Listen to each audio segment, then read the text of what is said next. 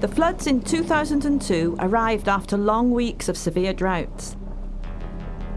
In comparison with similar calamities which had occurred in recent decades in Central Europe, the damage they caused broke all existing records. Both the meteorologists and climatologists stopped talking about climate change as a mere presumption. The fact is, global warming and a rise in temperatures have become a stark truth. Unfortunately, extreme weather patterns are becoming more and more frequent.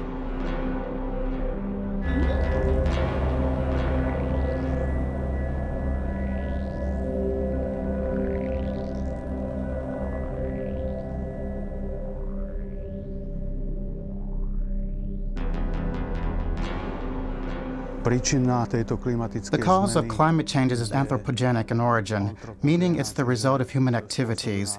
It's mainly the change of the chemical composition of the atmosphere. For example, the release of greenhouse gases, and particularly of carbon dioxide, that is responsible for this state.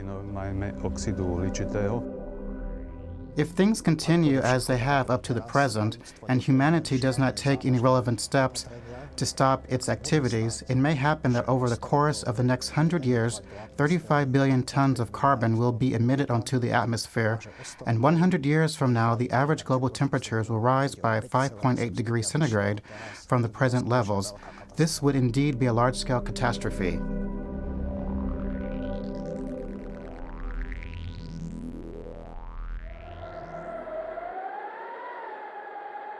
In the latter half of the 1990s, the prevailing opinion in the scientific community was that the dominant cause of global warming was an increase in greenhouse gases.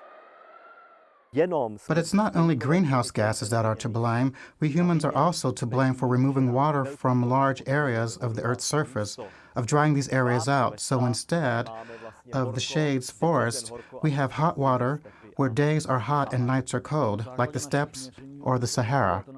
Looking at measurements taken since around 1983, it seems to us that a greenhouse effect's producing factor of at least equal importance is the lack of plants growing on the Earth's surface, or the lack of water for evaporation. It's only water that can, in all its forms, regulate and cool our environment. Moreover, each particle of water vapour also absorbs greenhouse gases.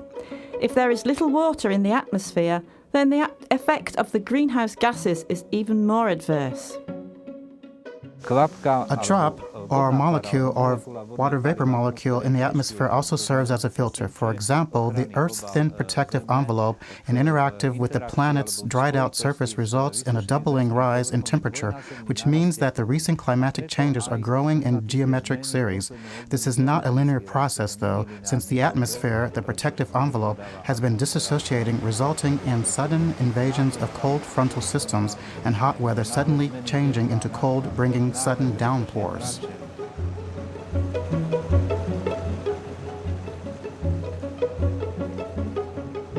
Meteorologists in Slovakia have been analysing the weather since 1871.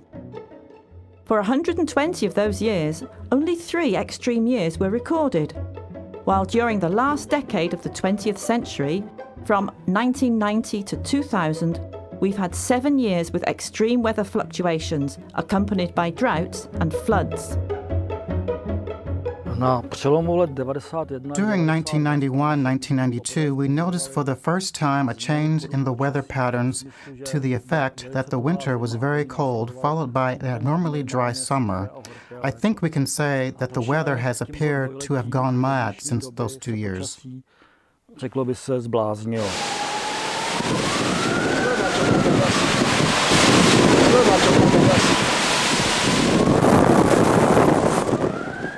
The weather really has gone mad. According to climatic zones, most of Europe belongs to a mild climate characterised by an even distribution of rainfall, or by 4 different seasons significantly distinguishable from one another.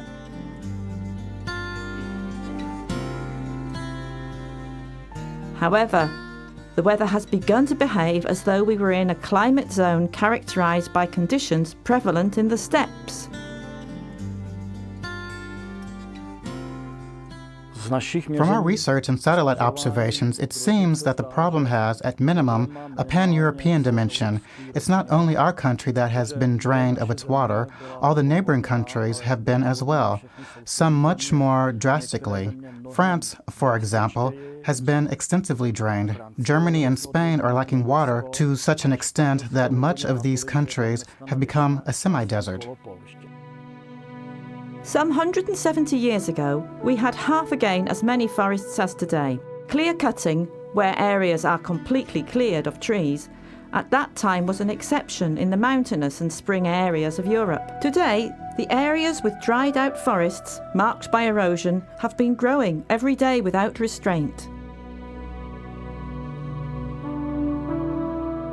Even in the last century, the agricultural landscape was still interlaced with copses of trees and bushes that also contributed to keeping water in the land. On their small plots of fields, farmers could plough along contour lines that can still be seen on preserved terraces today in some regions of Slovakia.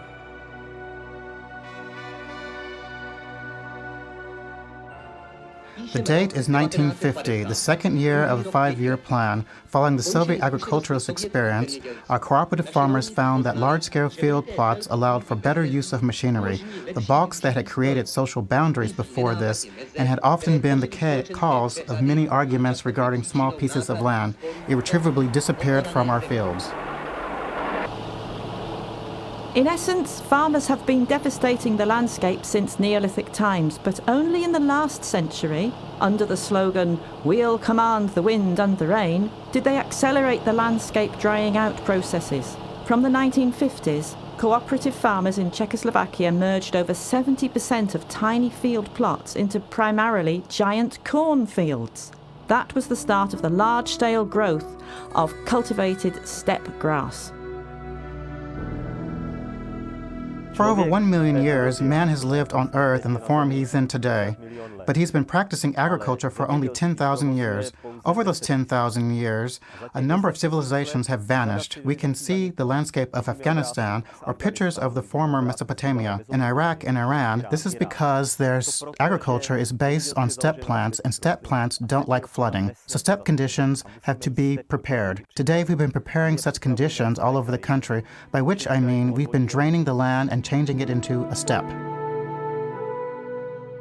After World War II, the former Czechoslovakia was exchanging cereals for Russian oil, so the growth of this steppe crop became one of the most important political and trading rules. In the hunt for more bountiful yields, farmers created the best possible conditions to achieve them, no different from and essential for a steppe. Drainage pipes were placed deep in the earth in order to rid the soil of humidity. The pipelines canalised water into straightened canals. In the East Slovak and Danube lowlands, water was even pumped away in order to speed up the water outflow from fields. At that time, nobody perhaps realised that the creation of steppe conditions could, in the course of time, also bring about the creation of dry weather, as a predominating weather pattern in the steppes. The hunt for food self-sufficiency deprived the water of its storage reservoirs, spring montane and downs areas.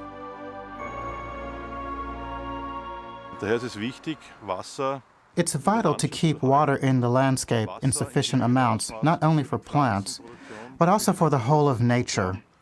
And today, it's essential for us to subordinate all the ways of soil cultivation to this task. If the Earth's surface is dried, as in the steppe or semi-desert, it can greatly overheat the atmosphere. This, in turn, can disturb the currents of airflow, such that they then seem to behave as though they've stopped following their previous routes. The result is that weather forecasts are completely confused these days. There are no longer 4 different seasons in a mild climate. Spring and autumn are so short we barely notice them. In other words, the weather is as we, here on Earth, have made it.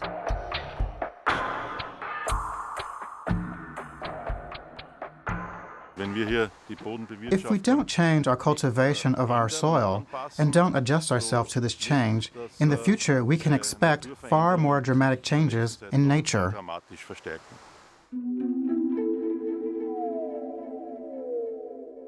It seems that the climatic threat scenarios are being fulfilled down to the last detail. The climatologists advise us to reduce greenhouse gases. They regard them as a kind of fatal solution. But though the greenhouse gases may be contributing to the chaos in the weather, like active volcanoes, even if we immediately stopped their production, we would only begin to see the results 100 years from now. So what are we going to do? Idly sit around waiting for further dramas to unfold?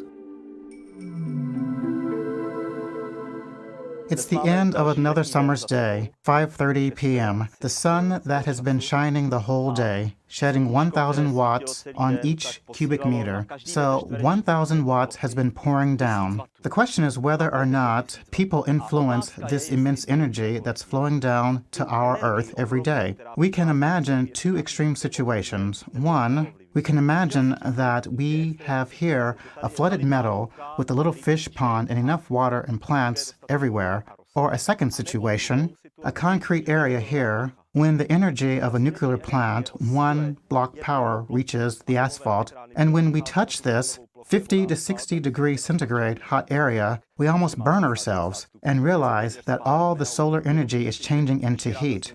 But provided that there is enough vegetation and water here, by touching the grass or lying on it, we find that the grass's temperature is 20 degrees Celsius. Why? Because of water evaporation. Water passes through each plant that we see. Provided that it has enough water available, water flows first from the roots to the leaves and then through the pores to the air. And this is the brilliant cooling device that we have here on Earth, on the continent. It is, in fact, only thanks to water and water vapor that the sun's energy is distributed so that the temperature here is more balanced.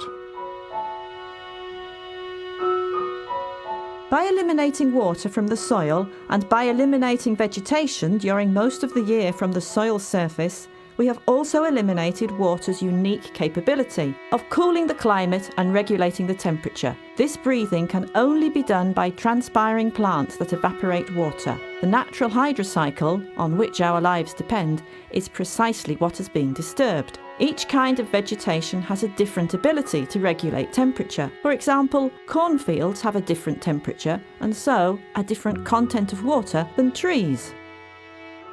If we drain those large areas and remove vegetation from them, then heat is created within those areas during the day, while in other places it's cold. It follows that we are creating an immense potential difference in temperatures. Those great differences in temperature are trying to reach a balance through dramatic downpours and strong winds. To politicians, designers, investors and authorities, the people who make the decisions in the country know that by drying out more and more areas, they are also destroying life in those areas. And often it is an entirely pointless process. Unused and wasted areas housing closed factories could be used for new industrial zones. It is precisely those dried fields and areas with no natural cooling created by transpiring plants that influence the air circulation in the atmosphere. As a result, dramatic meetings of hot air occur over dry areas and of cool air over humid areas. After colliding, these flows ascend to great heights, some to a cold of as much as minus 50 degrees centigrade. Water vapour there condenses quickly. Heavy rains then fall on relatively small areas. The victims of such rainfalls include not only houses, but also humans who are not lucky enough to be able to hide from those waves of downpour.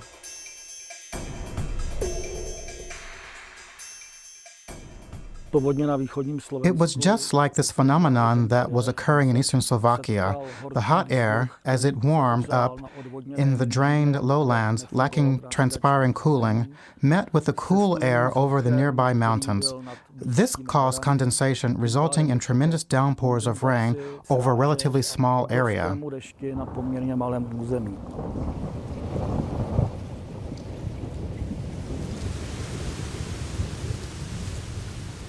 Extreme rainfalls occur in Europe primarily following longer drought periods.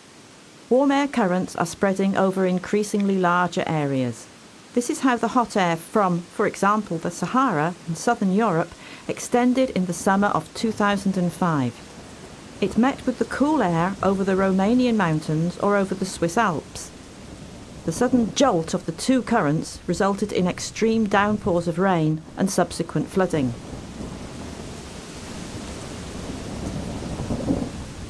It also follows that the resultant extreme weather is not necessarily produced by the same country that suffers from its impacts.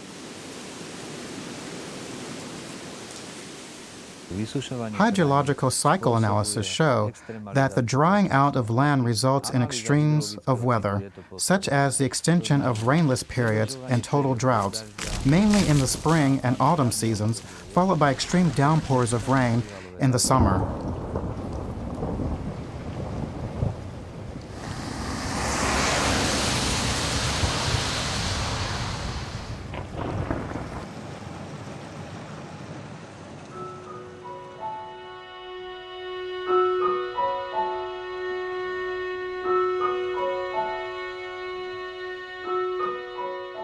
The dried out areas have also changed the climatic conditions in mild climate countries.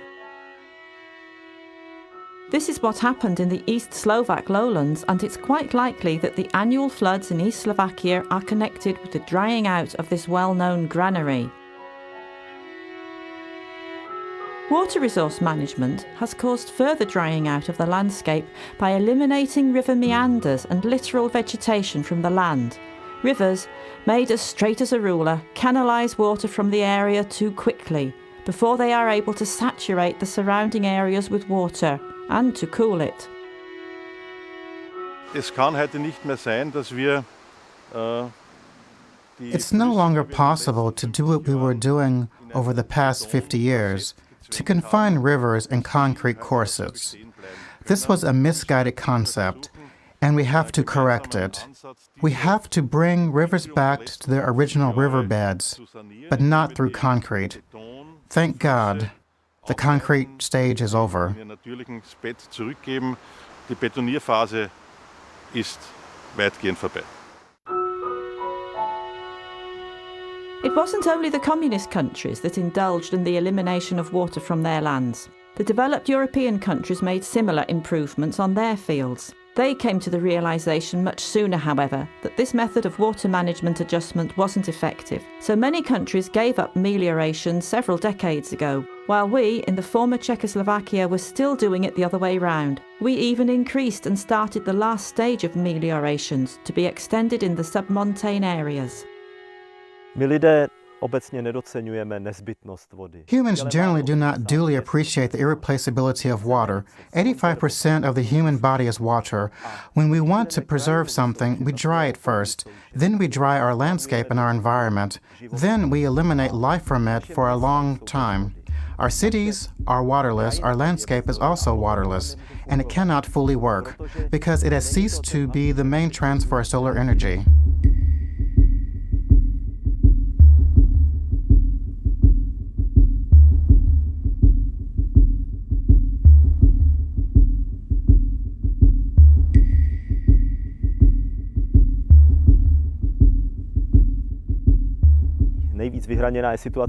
Moreover, the situation is quite critical.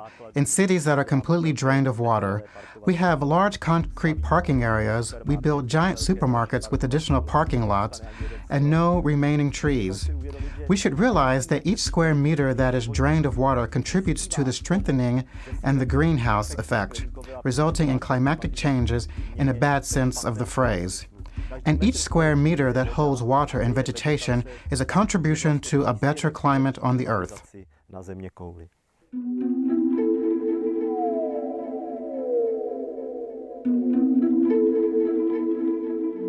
Concrete, asphalt or roofed areas overheat the air mainly during hot summer days.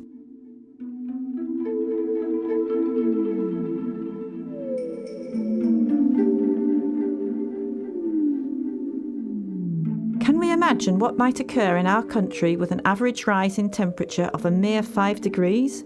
and what the temperature will be in big cities at noon in view of the fact that it is already as much as 10 degrees higher than in rural areas today. V dnešním světě naprostá většina lidí žije ve městech. Today, most people live in cities, and they don't actually perceive how the daily weather occurs, and do not realize that the weather has changed dramatically for the worse, so nobody is much bothered by it, excepting maybe a few villagers or farmers. Jenom ty venkovany a případně ty zemědělce.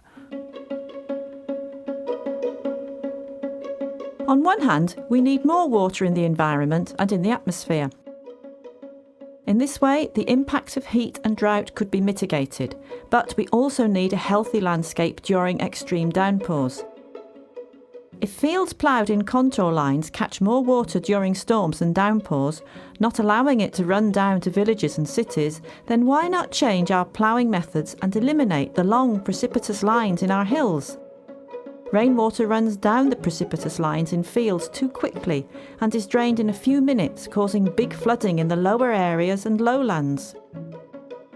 When traveling through Morava across the large agricultural areas, and it's the same in Slovakia, you see these long fields at the hill slopes, and it's clear what's missing. The Earth's adjustment that keep water in the land, drainage defense, are what's missing. That is, balks or any green lines that don't grow following the precipitation lines, but perpendicular to the water outflow direction.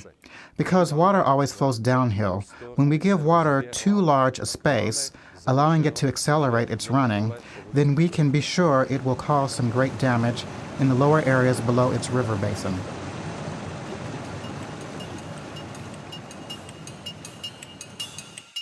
With a camera, we tried to measure the water outflow velocity at a dried out area.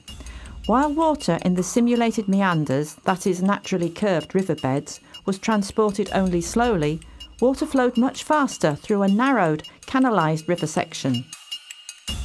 At the same time, the nutrients are drained out of the soil by the water, and soil deprived of nutrients behaves in nature almost like an impermeable plastic. I think it's clear today that the Earth's surface covered by soil fulfills a primary production function, which is to keep the hydrocycle in the land. Water has to be kept in the soil and to flow freely. Great flooding waves must not occur, and nutrients must not be drained out of the soil. The soil with the largest content of organic matter works like a sponge. You just dig up a clod of it, and the water appears. Soil damaged by meliorations loses all its organic matter, and it's not capable of retaining water, at which point it's just a kind of dirty sand in which no water can be held. One more piece of proof. When we first poured a few litres of water onto a dried soil surface, we could see through the glass that it wasn't being absorbed at all. Only after 7 minutes did it soak in. This shot originally lasted over 7 minutes. It's the same in the real environment. A dry landscape cannot absorb water from downpours of rain.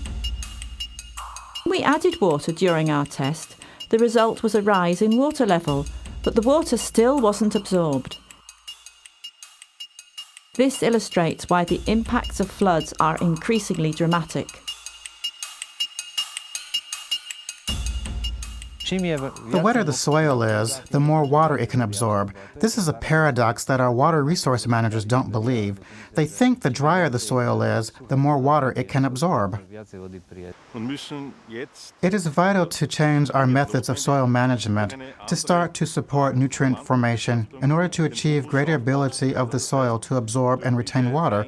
What matters is that water shouldn't run quickly off the land, because through a quick outflow of water, soil not only loses water, but also nutrients. Through quick water runoff, the Austrian nutrients vanish somewhere into Romania, and then we're lacking them here.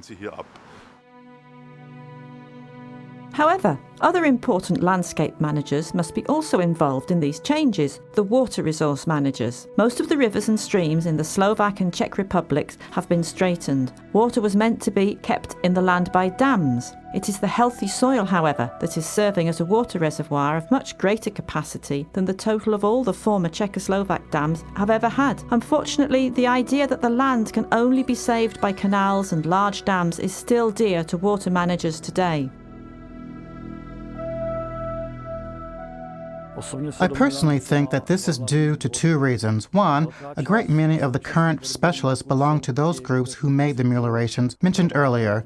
They've been doing this kind of work all their lives, are closely connected to those meliorations, and it's not easy for them to forget that past part of their professional life so quickly. Second, the solely economic part, it is vital to change the state subsidies policy so that food production will not be one-sidedly subsidized. Care of the landscape must also be included, with food production remaining an inseparable part, but food production cannot be the sole purpose.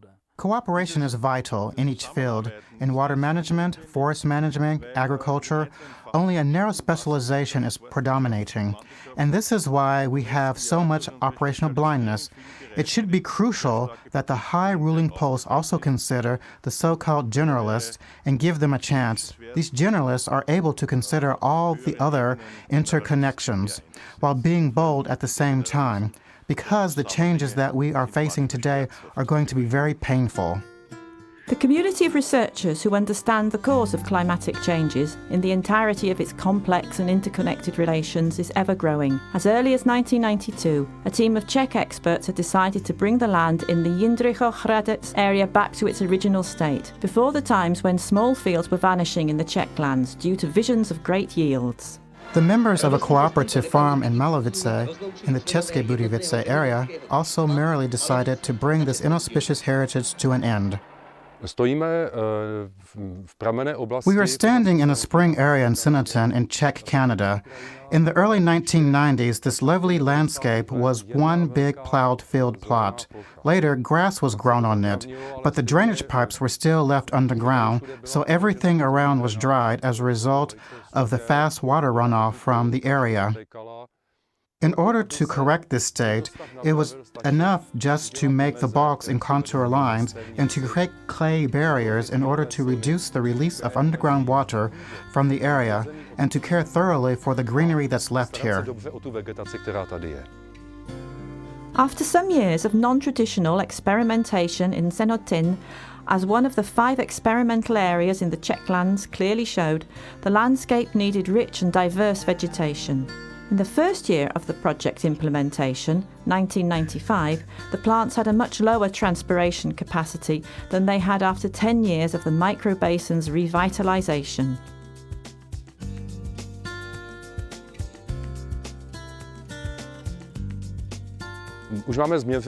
We have measured and proved that during 60 to 70 millimeter rainfalls, almost nothing really happens here. Originally, when there was a field like the one continuous plot that was here before, during a rainfall, water poured down the slope, causing water to flood in the village in the foothills. During the big floods in the Czech Republic in 2002, next to nothing happened here. The ponds had been a bit overfilled, and the outflow was slightly greater than usual, but the downpour wave did not occur repeatedly here again. Only 4 bogs did it, the construction costs of which ponds included amounted to 450,000 Czech crowns at 1995 levels. Compared with the damage that occurred at the national level, it's a mere bagatelle, and it seems that the overall national costs of measures to correct the essential errors that were made in the past in the mountains and submontane areas is estimated at 2 to 20 billion Czech crowns in total.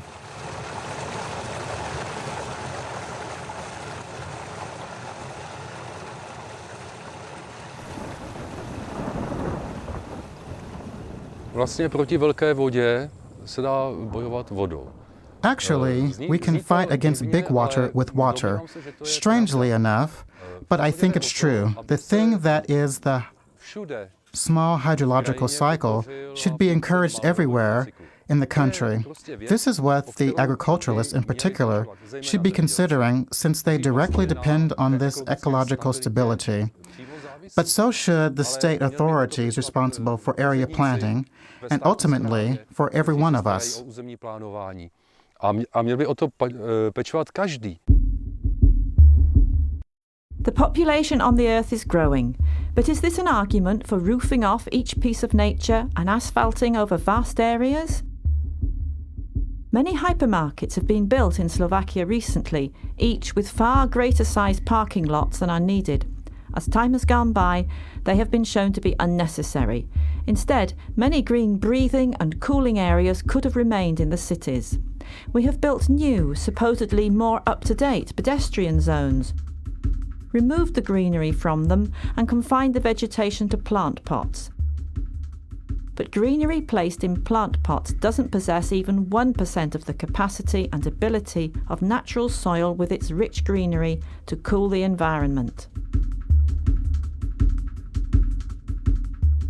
When building a house or a road, we attach them to a sewage system, and all the rainwater is drained into the canals and sent away. Such an approach, concreting, asphalting, and roofing of roads or houses, causes in Košice, which is a city I live in, an average loss of 230 liters of water from 1 square meter annually. 50 years are enough to fully destroy the hydrological cycle, and after World War II, we proved ourselves quite successful at it.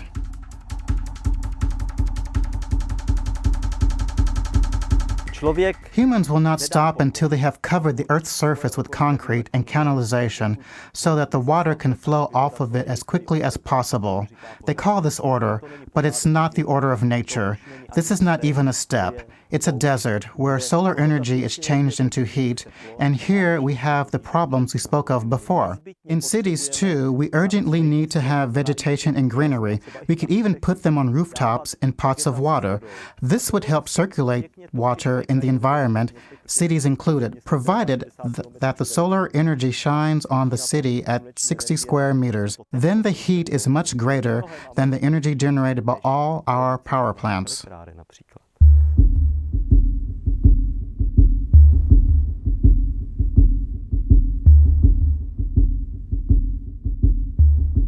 If the temperature in big cities is higher than in the rural areas by 10 degrees centigrade, we won't get rid of the heat even during the night. Concrete areas release the accumulated heat in the night. This is also why we can't relax much in prefab housing estates, because we've heated them up during the day. A thermopic taken over Central Europe during one hot night confirmed this fact. The areas most affected by the heat included southern Spain, Portugal and France, as there was nothing to cool those areas during the night. All the world is talking about the climate changes, and the world is certainly suffering from its impacts. We need an air conditioner for our globe, the Earth. I am holding one such air conditioner, part of it, in my hands. It's a birch leaf. It has 50 to 100 pores on each of its square millimeters, which are devices for measuring temperature and moisture, and that open and shut according to whether the sun is shining or not, whether it's necessary to release water or not.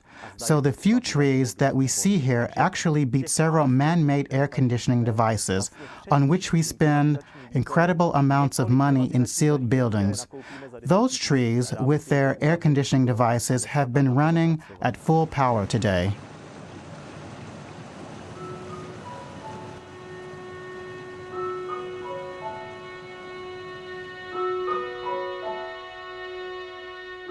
Floods and windstorms always frighten us, but our fears recede with the receding waters in the cellars. We assume that nature will recover and everything will be all right.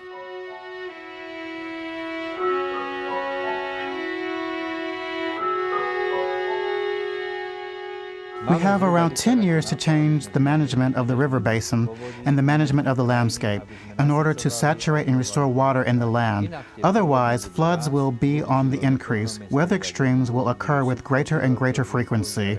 One natural calamity will follow another.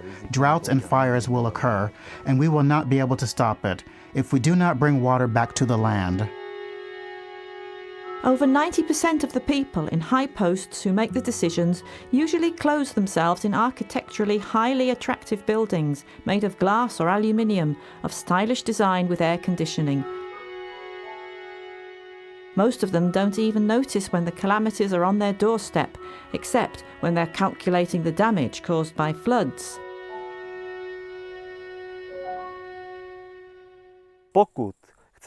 If we are to stop climatic changes, we have to bring water back and vegetation back, so that natural air conditioning devices are restored to the largest areas possible. And similarly, we have to create evaporating areas amidst the grains in the fields, either as oak forests or intervalves, on which the sun shines, so that they can bring back solar energy. This is the general recipe for perfect air conditioning, a plant saturated with water.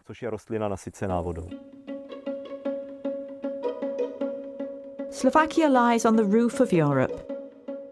It is rich with diversified reliefs and spring areas where the drop starts its pilgrimage. Quite slowly and innocently.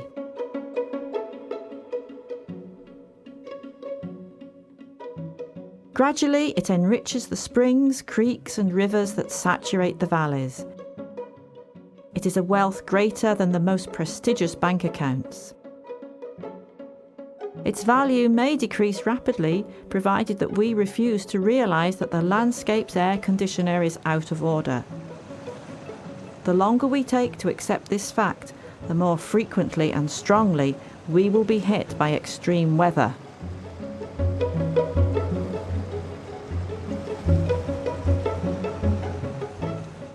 If no change occurs, not only a change of mind, but also a change in the land, then we can expect our descendants to be unhappy, because each year they'll have to worry about what's going to happen next. If we don't do something about it, our children will be unhappy.